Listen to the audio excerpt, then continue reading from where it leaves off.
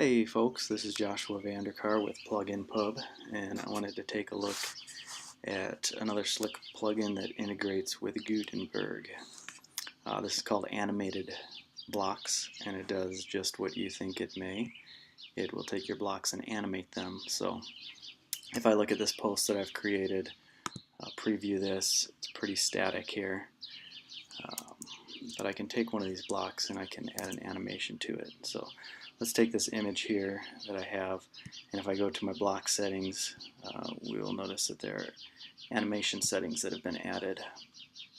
And I can select any number of these, and we're going to see that it's going to give me a preview of that even right in Gutenberg here. So I'm going to select, let's say, fade in up. And let's update this and give it a preview so we can see that that block is now animated on the front end. There are a couple other settings that we have here, so I can set a delay for when the animation is going to trigger, and also a threshold. So if I set this threshold down to very low, this is going to give us when that animation that element scrolls into view.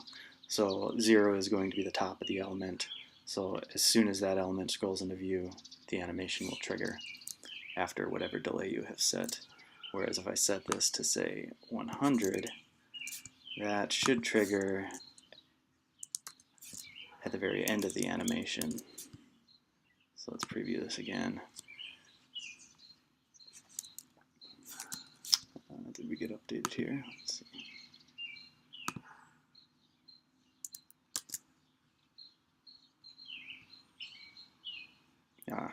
So we can see that it did trigger at the very end. So when I come down and I hit the end of that element, it's going to trigger that animation. That element was already in view, but the other thing I can do is I can start the opacity at 0 and update. And now that element is not going to be visible until the animation is actually triggered. So if I preview this again, you can see the element's not there. As soon as I hit the bottom of that element, it's going to trigger and come into view. So that is animation blocks, and I hope you are able to find that useful and a benefit to your site. Cool, thanks for joining me.